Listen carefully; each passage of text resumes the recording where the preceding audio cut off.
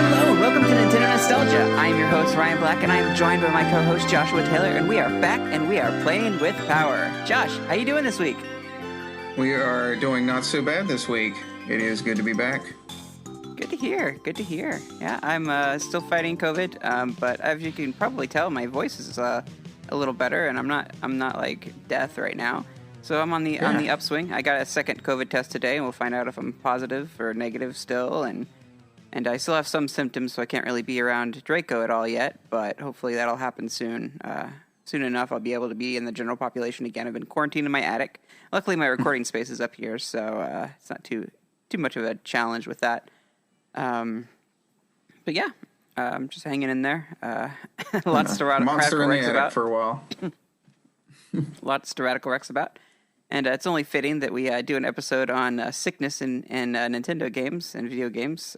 So I figured, why not? Since I'm sick still, why not I be the host for this and kind of take us into this? But before we get into that topic, let's go ahead and talk about what we are Radical Rexing about.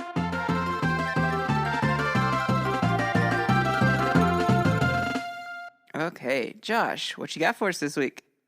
All right. Well, before I mention that, I'm a little bit disappointed I could not find a nice 8-bit rendition of Down with the Sickness for this episode. I was pretty disappointed with that. Now, with Radical Rexing right now, the first thing I have to mention is Banjo-Kazooie, of course, coming to the Switch via the Nintendo Switch Online app. I know not everybody's crazy over that. We're on with the family plan, so it's pretty easy to handle. But yeah, I'm just super happy to have that back. Yeah, I have it on the 64, my Xbox, whatever. But it's cool to have that original N64 version back, especially as a big fan, because you know all the little differences and stuff. And I've got the N64 controller for the Switch. It just feels great. I didn't have much time to play it this evening, but sat down with my daughter and I had her. She pretty much just learned all the moves from bottles at the beginning, and that was about all we had time for. But looking forward to diving into that. I don't know how many times I've played it before, but this feels right to have it back on a Nintendo system. Along with that, we've been getting a lot into board games, kind of on and off. I feel like recently, especially like since Christmas, we got a couple, and we've just kind of like been in that vein for a little bit. We have a game night almost every week. Depends on what's going on. At my cousin's house with a good handful of people, but we've been playing them at our house some as well. I actually just opened another new one this evening. It is called simply A Visit to Walt Disney World, and it is a 1972 game, but it's like a remake of it. Like they reprinted it, but it looks like exactly like it did then. So it's right up my alley. It's definitely like a family game. We had some good fun with it this evening, but I'm all about that. There was a lot of assembly required. Kudos to my wife who mostly put it together, but it's got like you had to punch out the little cardboard pieces. I can't really show you, people listening, but I like that kind of thing. And I like the history of all that. Let's see, other nerdy stuff. Boba Fett. I have been enjoying that show. I feel like a lot of people, it's been a little hit and miss, but I forget who said this. Somebody on Twitter said this, and I feel like it's a good way to describe it. It's kind of like a side quest kind of show, and I think it's kind of what it's supposed to be. Like, it's not necessarily the main game, like The Mandalorian would be or something, but it very much kind of feels like a side story, which is pretty much what it's supposed to be. It has some fun world building. It's a little slower, but I've appreciated it, so that has been cool. I've been pretty spoiled with the MCU stuff last year and a little bit of Star Wars here and there, so yeah, that has gone quite well. I have used my Disney Plus subscription. But yeah, really outside of that, I guess like on a more personal kind of level, I've been trying to get sort of some help with some things. I've been working somewhat on, I might have mentioned this somewhat before, I won't go too much into it, but sort of like a kid's book that I've just been kind of wanting to write for a while and have some fun with it.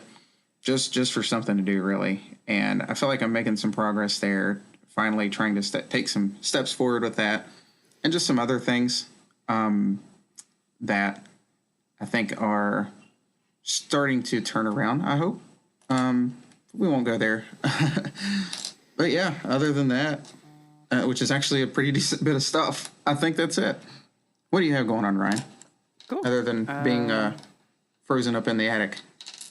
Well, so I am mostly caught up on MCU now.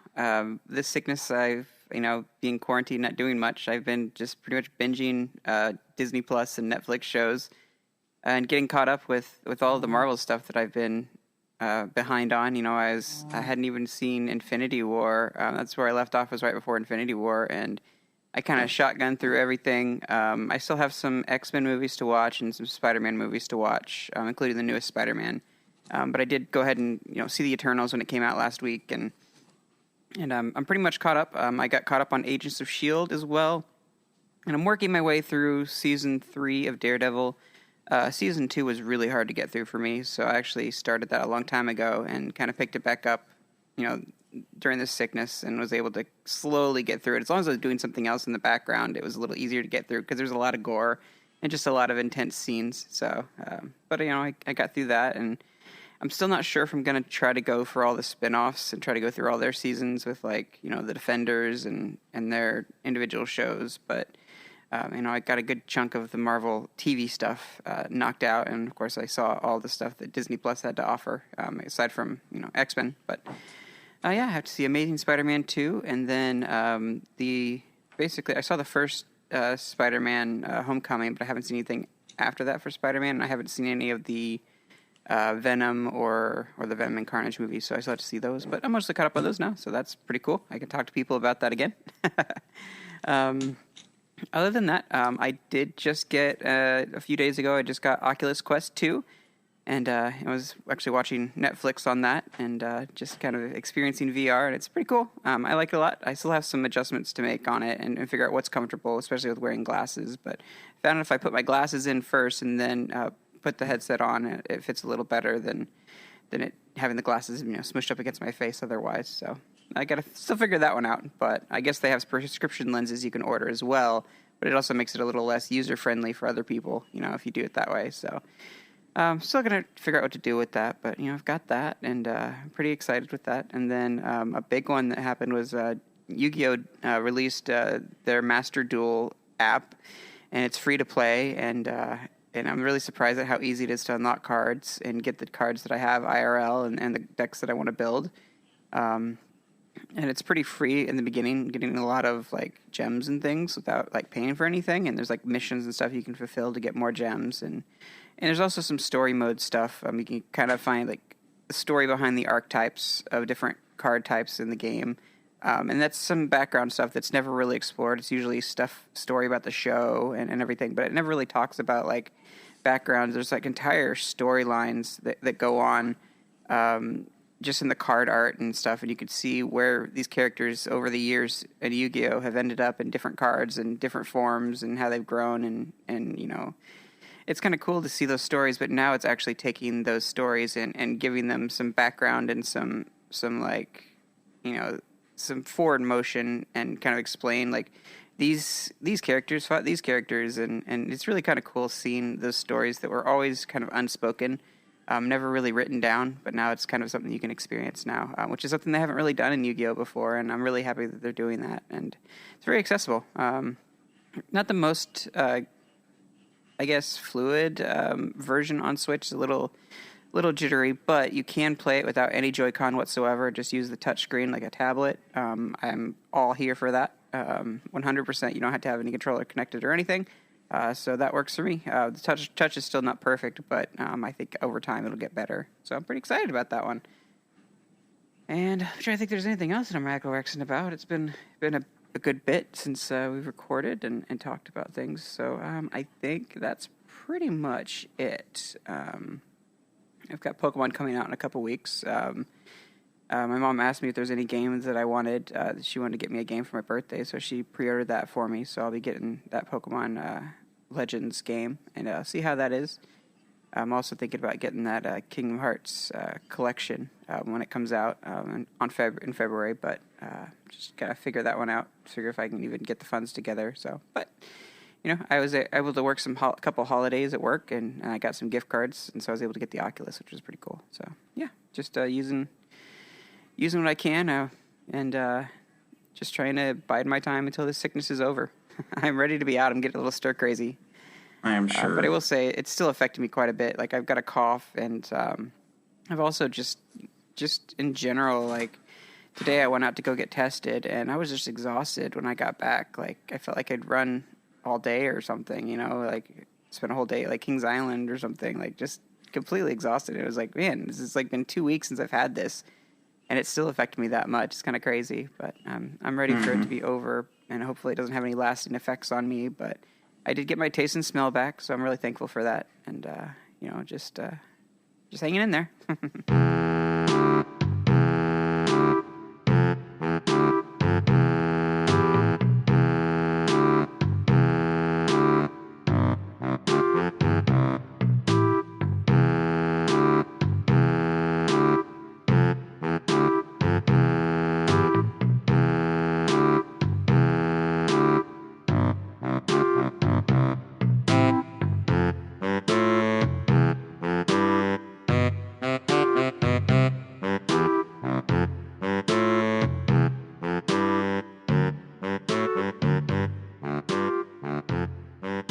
All right, well, I think it is time for us to get into the topic of the show.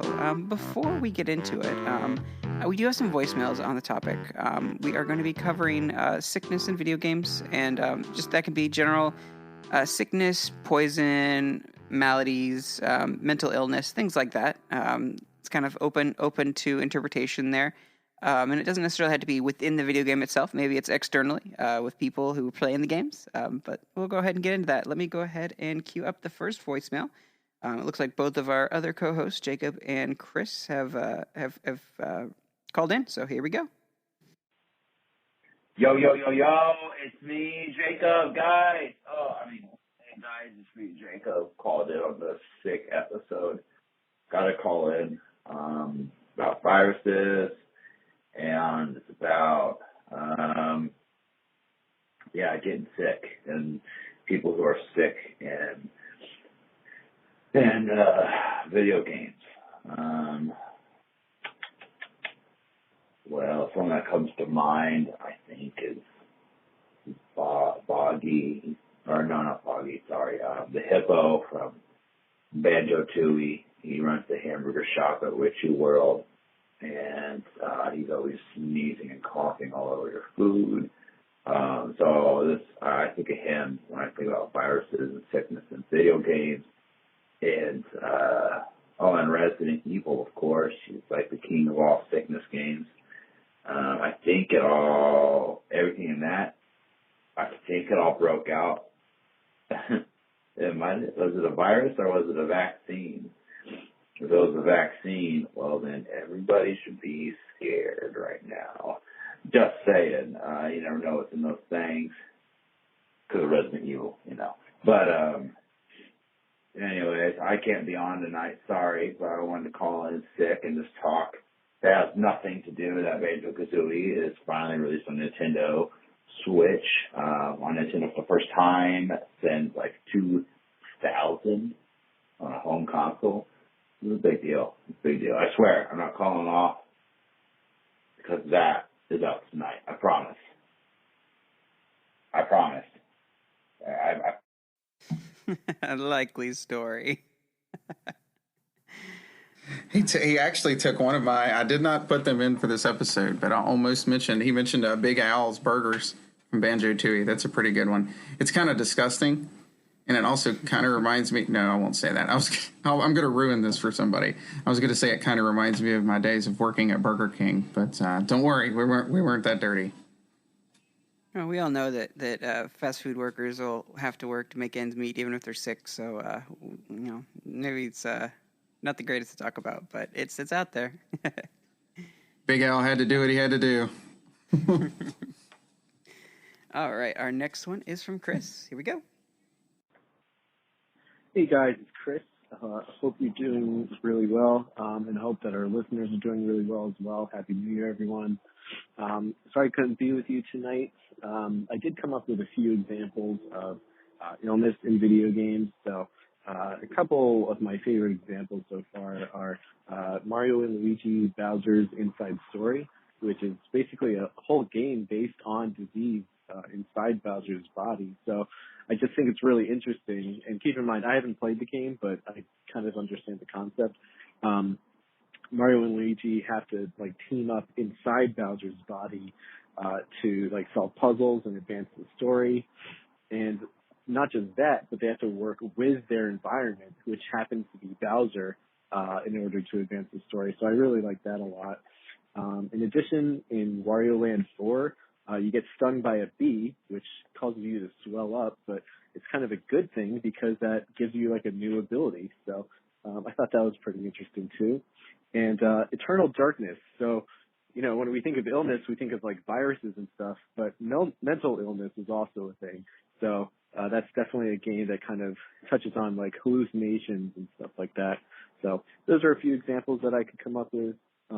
Just as a bonus, I thought of like the Trauma Center games. So kind of hope that they bring those back at some point. But have a great show, and I'll talk to you guys soon. I know. Some good picks by both of them. I like that, calling out to Wario getting stung, and then also just the call out general to mental illness. I like that theme. It's definitely kind of what we were thinking when we came up with our topics, was just like where does sickness appear in video games? And I know that there's whole studies out there saying like, oh, these characters have these mental like illnesses, or they have, these various things that are going on with them. But it's kind of an interesting topic to explore and get into the weeds with. But there's just run of the mill sickness you can get. There's and it's not just sickness of the mind, or like sickness of like the throat and the chest and the congestion and everything and colds. It's also sickness like injuries that you can get, whether it's getting Wii elbow or tennis elbow from playing Wii bowling too much and swinging that racket a little too hard, for Wii Sports. That's something that's been a pretty big thing that's hit the news, video game sickness, if you will. And it's kind of cool to see just, it's not just in the games you play, but in the world around you. Being sick, I've been able to play a lot of video games too. And it's kind of cool to just have this time. And maybe you have some nostalgic memories as well. And hopefully this episode kind of stirs those nostalgia, moments for you. Like you're sick, hiding under the covers, playing your Game Boy with a flashlight or worm light maybe, or having your 3DS out and your stylus, and you're, between coughs, you're tapping the screen as fast as you can on a Wario game or whatever it could be. Like it's just, right. It's such a thing to have some nostalgia there, even in the sick times when we're down and out. And so that is what this episode is all about. Josh, do you want to bring your first pick? Yeah, I think I'm going to start mine a little lighthearted here. Honestly, like you had mentioned some before, there's some like kind of silly ways to go about this, and there's some that maybe hits home a little more. And that's kind of, there's a couple in mind that I kind of poked at things that I've dealt with even. But yeah, I'm actually going to start off with a little quick one here. And I'll say it's sort of all encompassing of Dr. Mario as a series. So the viruses and all of that, but more specifically, maybe Dr. Mario 64. If you played the story mode in that, I kind of find it, I don't know why, I almost find it kind of funny how they treat these, I think it was mega vitamins. Apparently it is flu season. So they do actually point out, I had to go back. I was thinking it was just like, they just cured anything and everything, but I think it's just specifically the flu.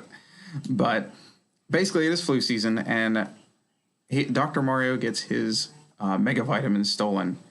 And Wario wants to get them, the scientist wants to get them, mostly all because of the money. Like, well, not Dr. Mario. He's actually trying to fix people. But Wario is, to me, it's almost like I don't know if that's the right term for it, almost like a pharmaceutical company or something.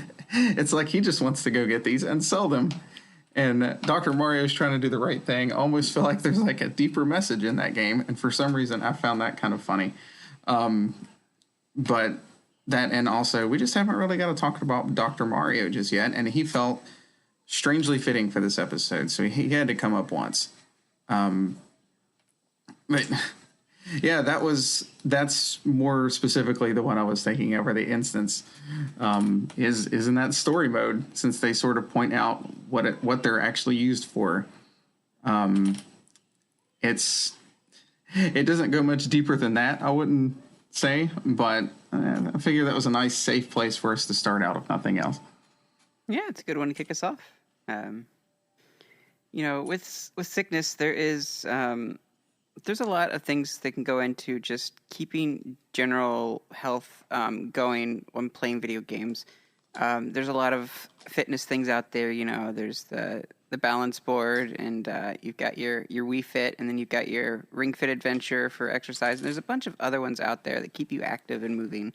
But there's also some negative side effects to that. And I just kind of wanted to cover, I talked a bit about in the intro a little bit, but just general things that have come from Nintendo's greatness that have been kind of drawbacks, whether it's, putting notices in games. There's the infamous Pokemon episode with what caused seizures. There's motion sickness from certain video games, especially if it's a first-person shooter. A lot of people can't do those actually, and they have to take like medicine or wear like C-bands or something to even look at a screen that has first-person view, and just kind of just general emotion. But and even a big mark in Nintendo's history, a big negative mark was just the Virtual Boy with the motion sickness and the terrible, terrible migraines that you could get for some people. Mm-hmm. And just it was a lot of eye strain, and it wasn't great on the brain and just for people's general health.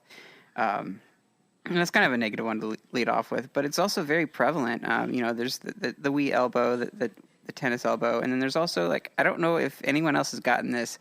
You probably have, but playing on the NES back in the day and playing on the 64, there's the whole Mario Party, doing the joystick thing, tearing up your hand. There's actually a term. It's called gamer's grip or Nintendo thumb or Nintendo-nitis. And it's basically just you go into town on that D-pad on the NES controller or whatever, and it starts to wear blisters and holes in your hands and things like that. And it's kind of interesting that you're dedicated to the trade and you're training yourself and you're playing a lot and you want to get better at your games, but you got to take care of your body too, and make sure that you're taking precautions and taking some time to sit out and relax and rest. And Nintendo's taken some big leaps in that, just to tell you if you're playing 3DS, maybe you should rest your eyes, maybe you should stop playing for a while. If you're playing on your Labo VR. Like it says, maybe you should take a break, and they try to be really mindful of health and so that you don't overdo it. And I know it's annoying, but it's also there to help you and keep you from getting sick. And it's kind of just a shout out in general to Nintendo's been there, and they want to make sure that you're healthy and doing things the right way instead of hurting your body. So, all right, Josh, what's your second pick for us?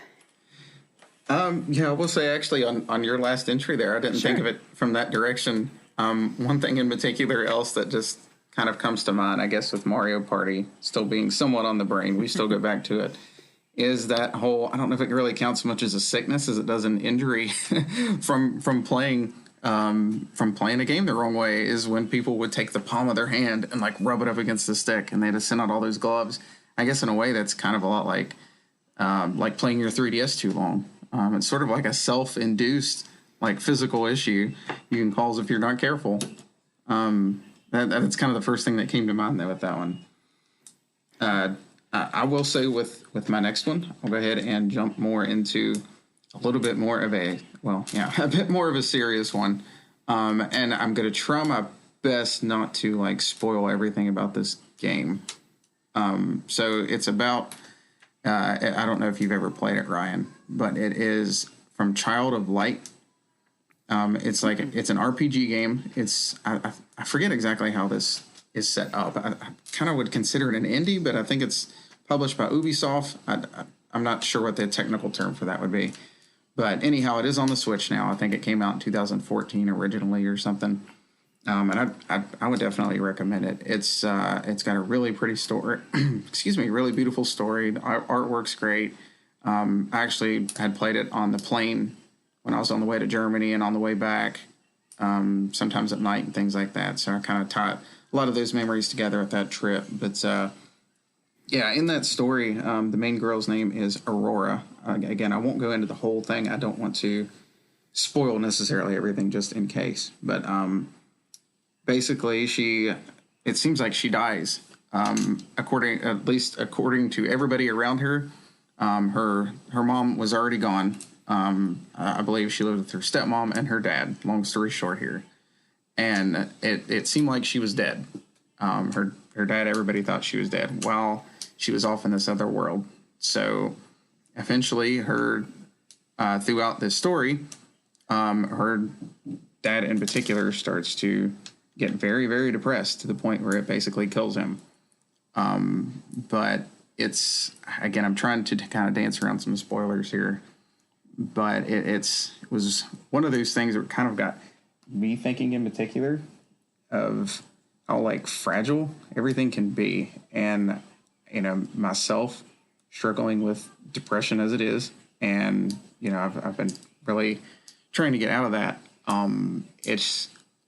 don't want to say it's almost scary, but I guess it kind of hit home, especially where I have a daughter myself, and it ended up like really destroying this dude in that story. But also this guy was completely alone. Like he didn't have anybody else. I'll ruin part of the story if I go there, but it just sort of really got me thinking. And if you ever get the chance, at least try to, I wish I could pull it up on my phone, but try to get through that story and listen to the credits of that song or of that game as well. It always kind of manages to almost tear me up. But that one in particular just kind of hit hard, and how the right term here, I guess, how scary or how tough it can be to deal with just either loss and or depression, like in general, and what it can do to somebody. So I know that one's a little more serious and not as fun, but that one just sort of caught me, I think, maybe at the right time. So that one stuck with me in particular. Yeah, definitely. And I love it when they take the lessons with mental illness and just struggles in general to heart and put that into video games and address those issues, because for so long in our history, it just has gone untalked about and been unexplored. And it has a negative connotation in a lot of ways, but I find a lot of beauty in it, and in a broken mind, moving towards healing and finding ways to cope and to become stronger and just get better. And it's kind of cool, and people can get stuck in that for a long time. But it's awesome to go through those journeys with video game characters and see them, become better and reach better places in their lives and come out on top on the end. And it's just really cool to know that, like, even if you have like a struggle with mental health, or maybe you just have some general, like, your brain works a little bit differently, and because of that, you may be more prone to, bouts of depression or what have you, that you can like work through those and get to better places, and find tools to help you, just get out of those bad spots. And it's really cool to see that and explore that within a video game space. In fact, countless times video games have won awards, even Game of the Year awards for that. I know, like, Hellblade was a big one that got a lot of recognition, just because of the topics that it covered. And that seems to be a really, really cool thing to see, that take a spotlight, and help people in general start working towards better health. So yeah, I love that. And it's not something to be swept under the rug, but something to recognize and to work through. You don't want to get stuck with that too long, because it can start to really break you down. And so it's kind of cool to know that there are topics out there now you can actually experience them and learn life lessons, even on how to get to a better place in life. Very, very cool. Not all sicknesses are bad in video games. My next topic is all about a certain little virus that you can get in a game with pocket monsters. That's right, the Pokerus. The Pokerus is a disease, a virus that you can catch. Your Pokemon can catch it. It's rarer than finding a shiny if you get it. But if the Pokemon does get it, they get double the effort value. So if you take out a Pokemon that gives you 1 point of some sort of stat effort value, you'll get 2 points instead. So it doubles what you would normally get benefit from a battle, and helps your Pokemon grow more when they have it. And it's temporary. If if you save your game and come back the next day, it could be gone. But it can also has the potential to infect other Pokemon in your party as well. So you could eventually have, if you keep switching out Pokemon in the slot next to it, you can eventually get them all infected by the virus and get better values. And when the infection passes, that Pokemon will never get the infection again. They're immune, but they also carry the double effort value.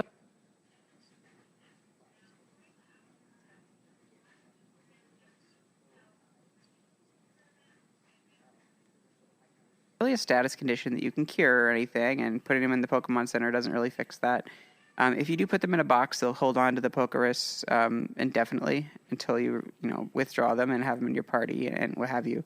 But you can break them out and try to infect other Pokemon and get them the double values as well. So it's a tool that you can use. It's kind of weird to have that be a positive thing when negative sickness is usually negative.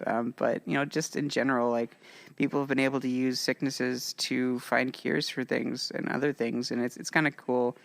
That they put a mechanic in a game. I think it started in second generation of Pokemon, where you can they can get sick, but it's also like a good thing if they can get sick. It's not like poison in Pokemon, where they lose life or anything like that. It's just it's kind of overall a general, I guess, a health booster in a way. Helps them grow better, grow stronger, which is kind of a cool idea.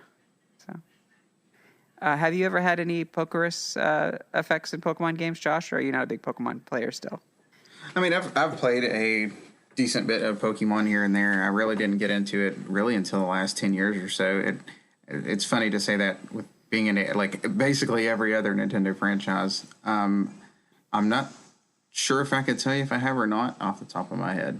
I'd have to think about that. I'd almost have to go back, but yeah, it's kind of interesting that they can't get it again. It's interesting that they can only get it the once, and it's basically once they've caught that, it's kind of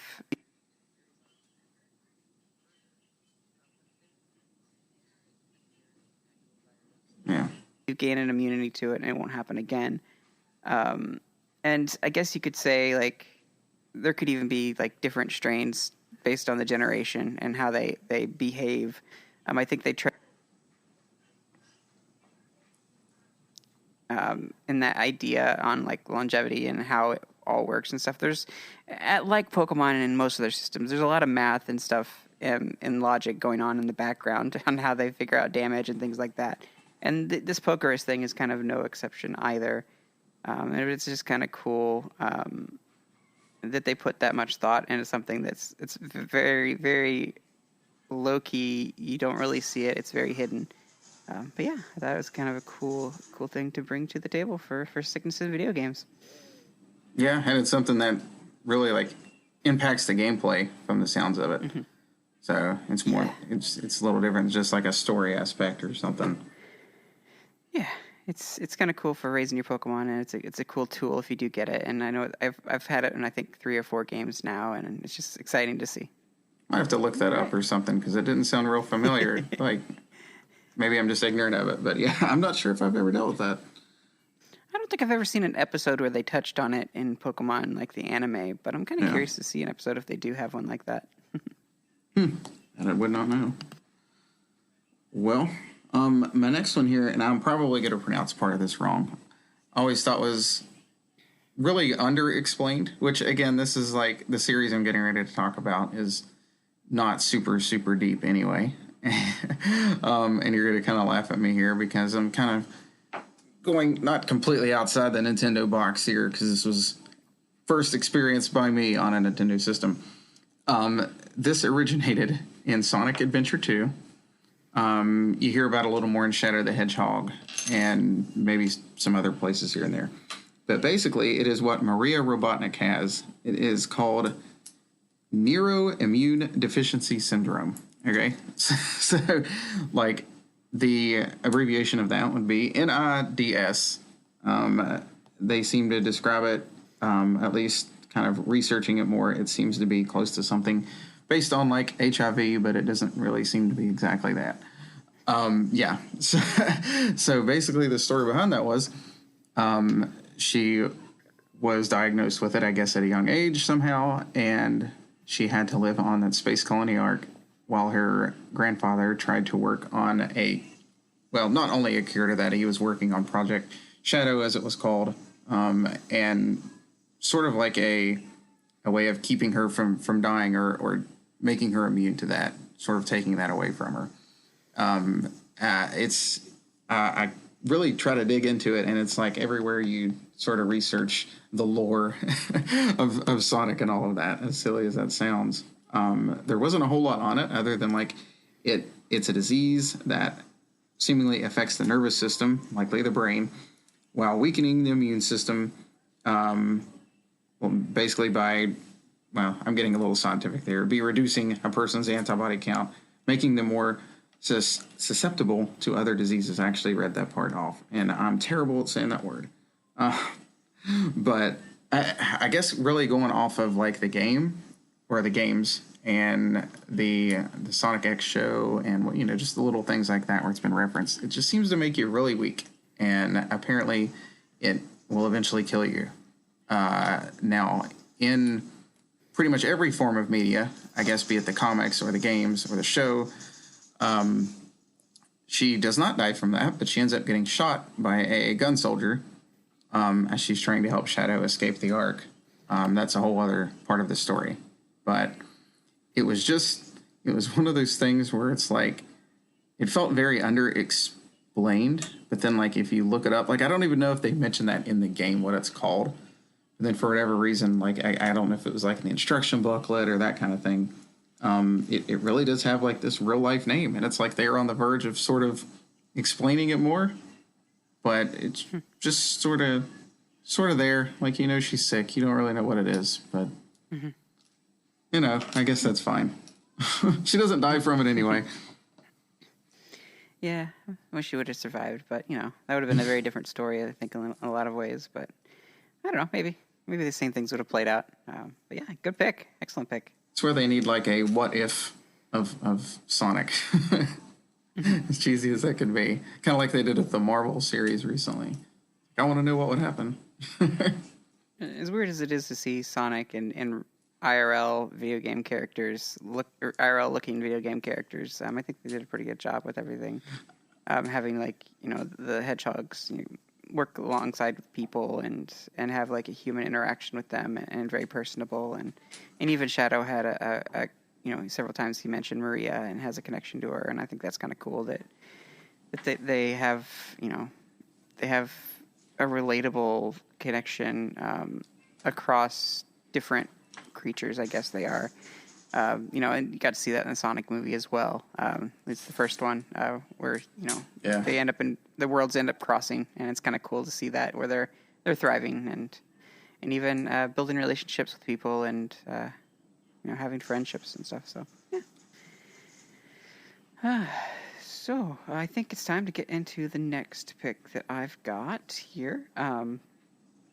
So I wasn't really sure how to present this one.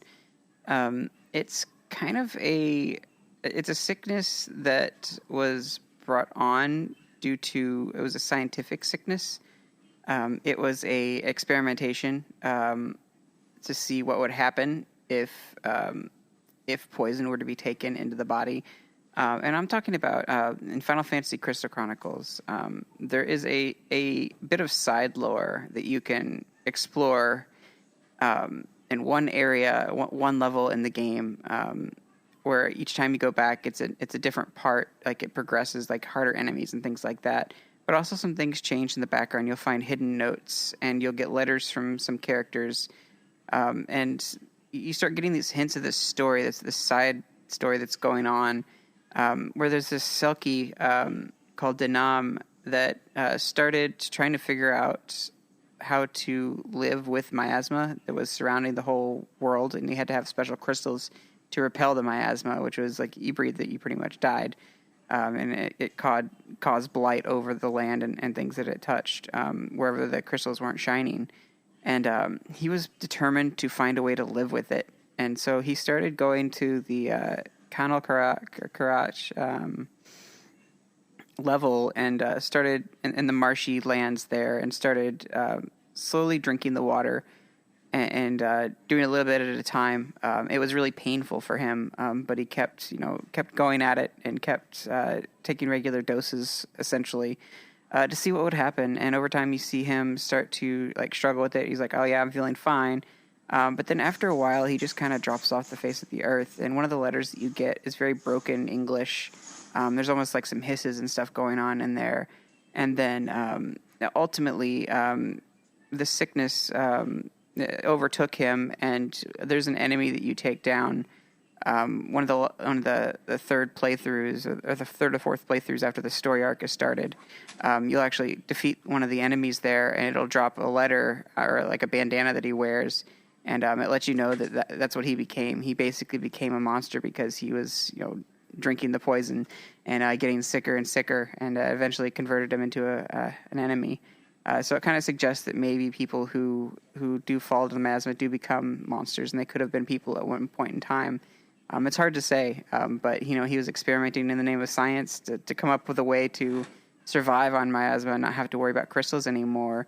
When ultimately it just ended up being that was his downfall, and that was kind of the story of how monsters are created in that world through the miasma. It was kind of a cool kind of side mission telling of that.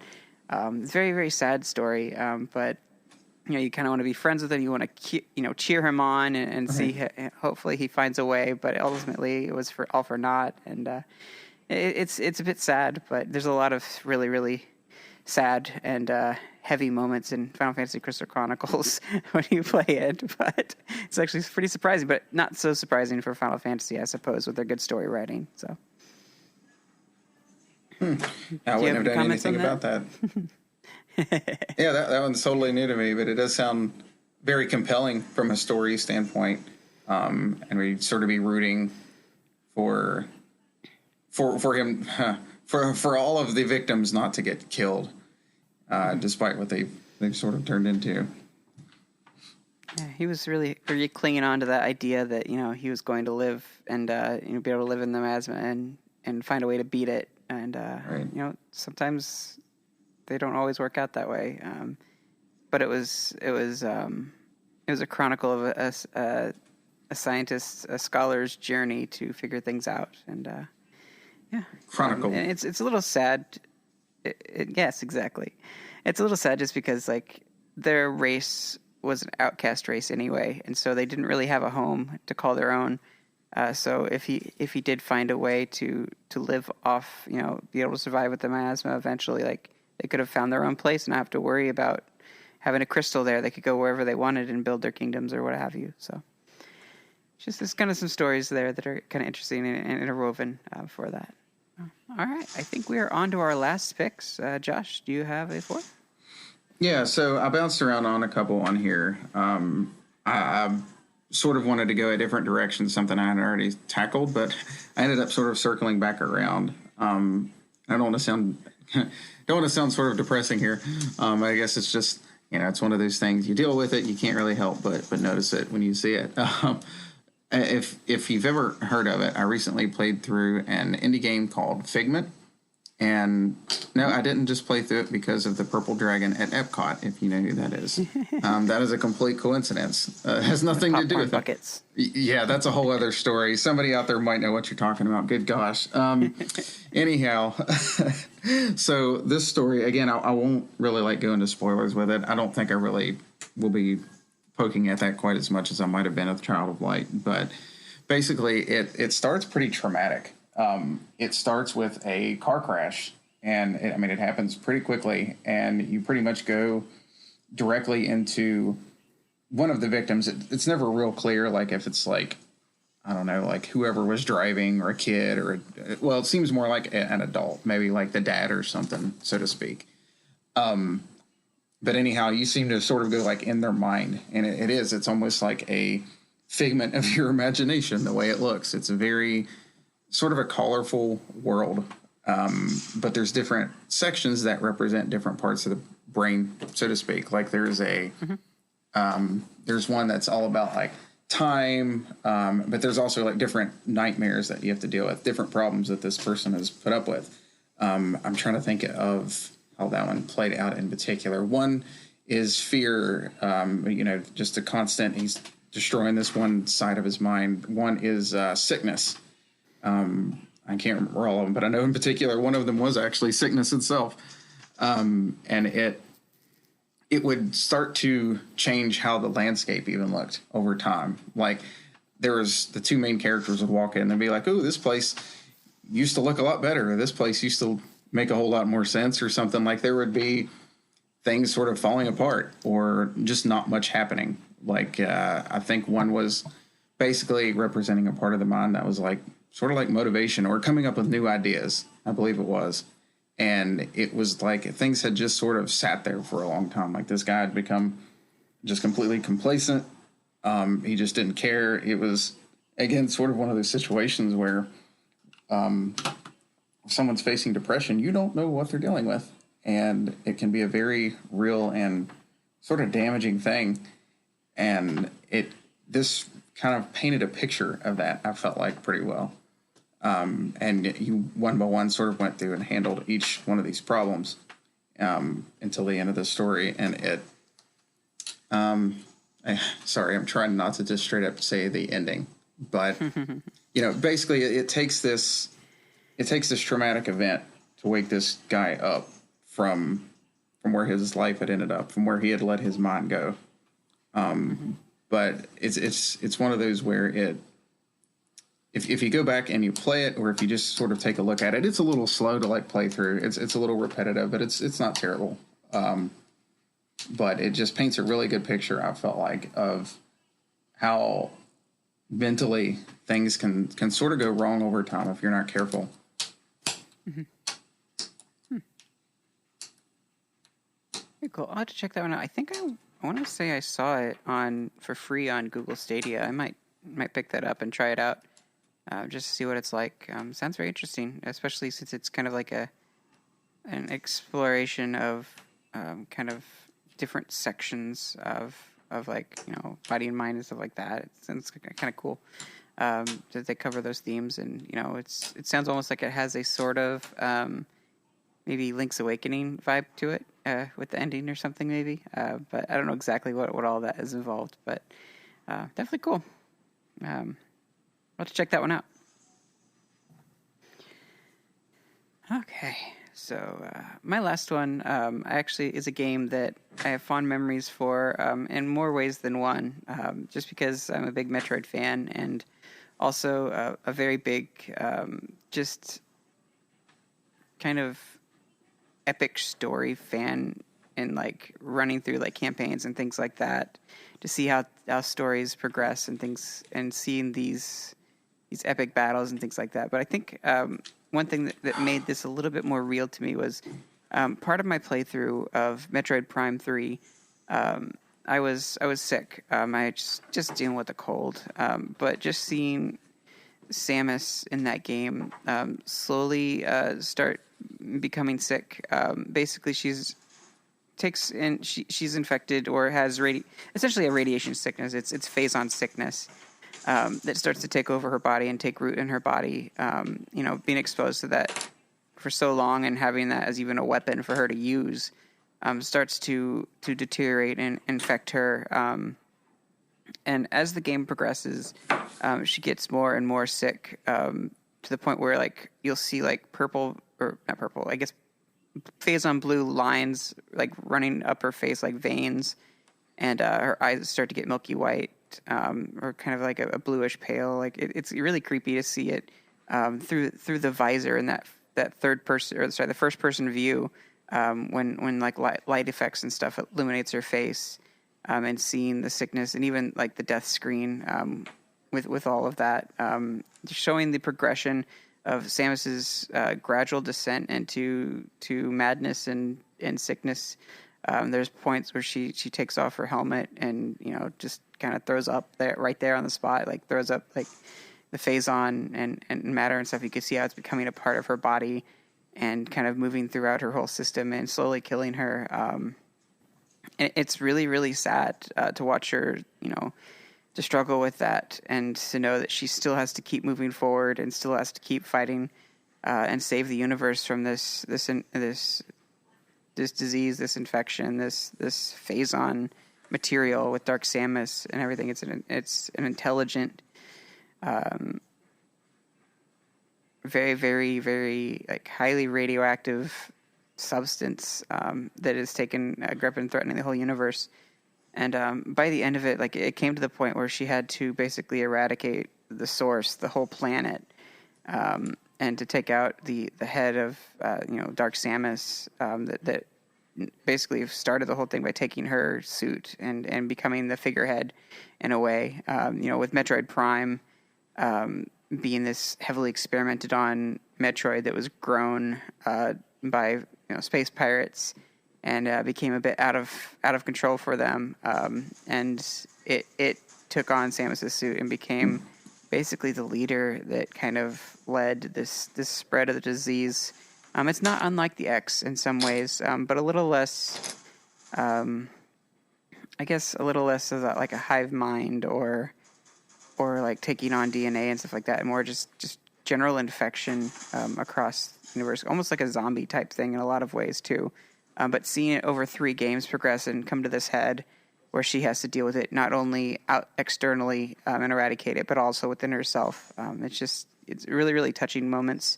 And you really start to feel for Samus and how she feels and the struggle that she goes through.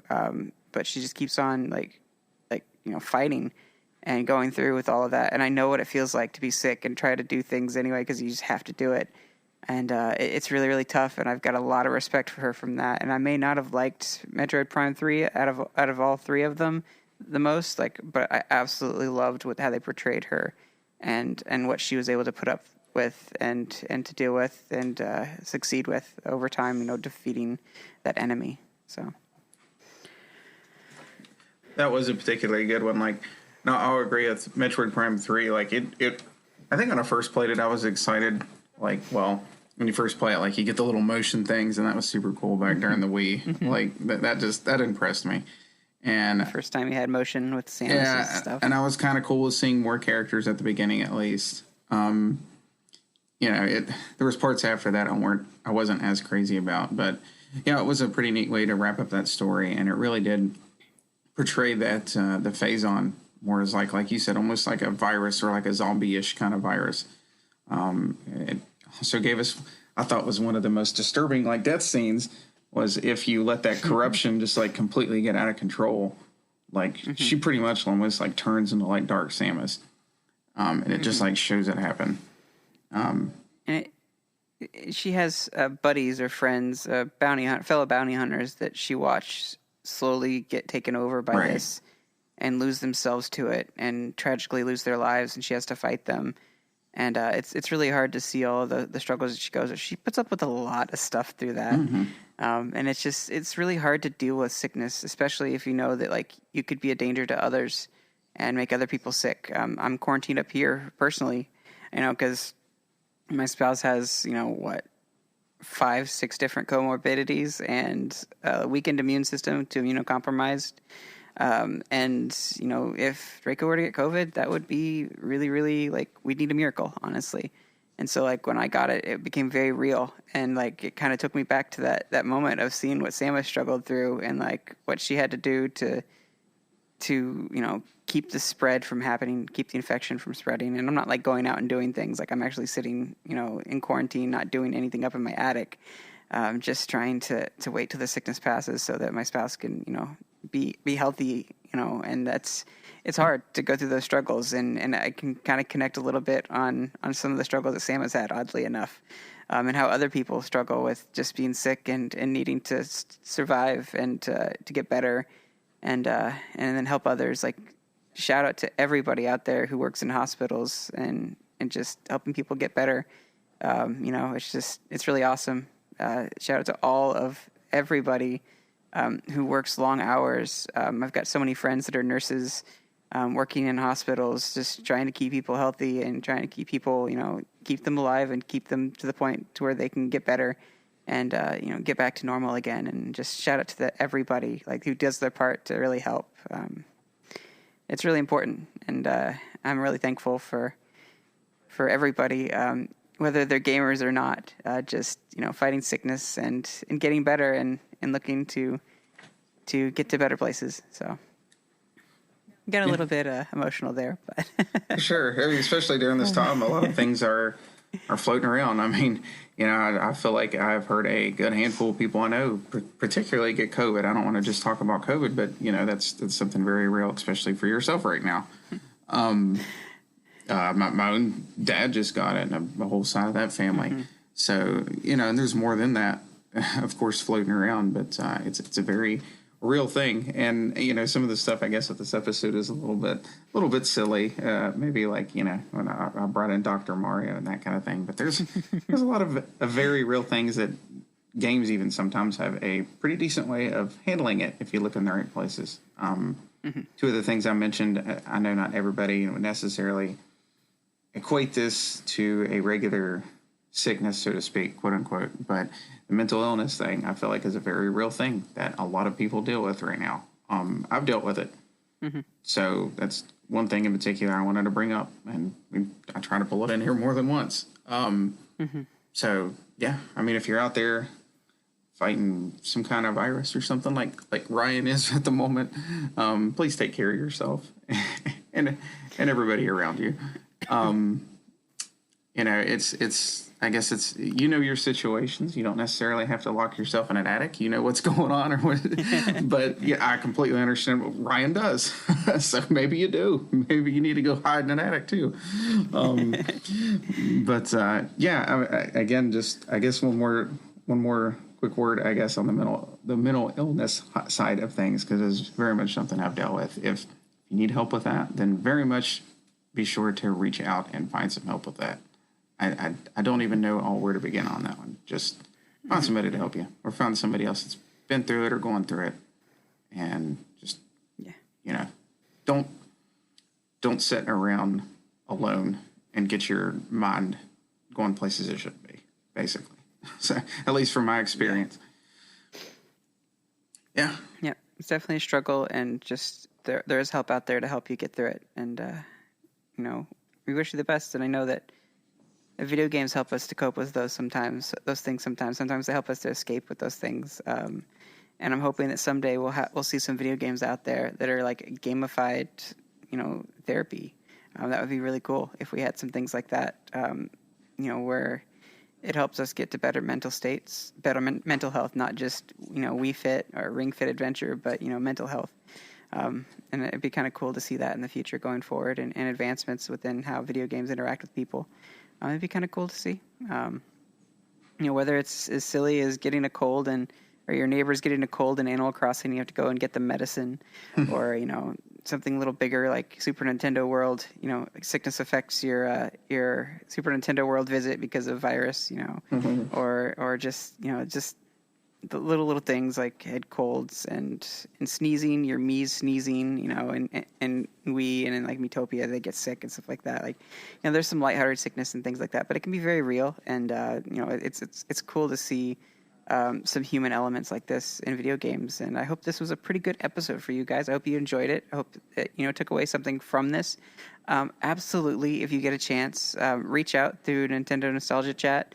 If you want to reach out through our Facebook page, reach out on Twitter. Let us know your favorite sick memories. Like, maybe just hold up in bed, with a cough or strep throat or something, and you've been playing games for a couple of hours in between the times when you've been like just passed out because you're just feeling so doggone sick. And I'd love to hear your memories of what fond memories you have playing games during those times when you maybe not feeling the best. So definitely share that with us. We'd absolutely love that. For sure. That was one thing we didn't really go that direction so much. But yeah, that's off the top of my head, I can't think of one in particular that stands out. But I know when you're sitting around sick, sometimes a good video game is one of the best things you can just get yourself into. It gives you something to focus on, gives you something to sort of do, so to speak. You're not just sitting there zoning out to a movie all day long. So, yeah, I'd like to hear those kind of stories. There's some good times to be had even through the trouble, the struggle. Yeah, my sick game that I've mainly been playing is Super Mario 3D World. So Kyle will be happy about that one. Yeah, it's good. All right. I'll go ahead and close this out if that's all right. All right. You can find us on the show on Apple Podcasts, Google Podcasts, and Spotify. You can also find us on Amazon Podcasts, Pandora Podcasts, and you can also see us on YouTube. We are on Facebook at Nintendo NOS, on our Twitter at Nintendo_NOS, on our Instagram at Nintendo NOSIN.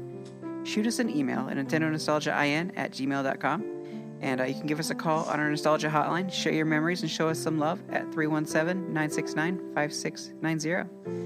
Everyone, that's the end of the episode. Thank you so much for listening, and we will catch you next episode. Later, Preston. See you later.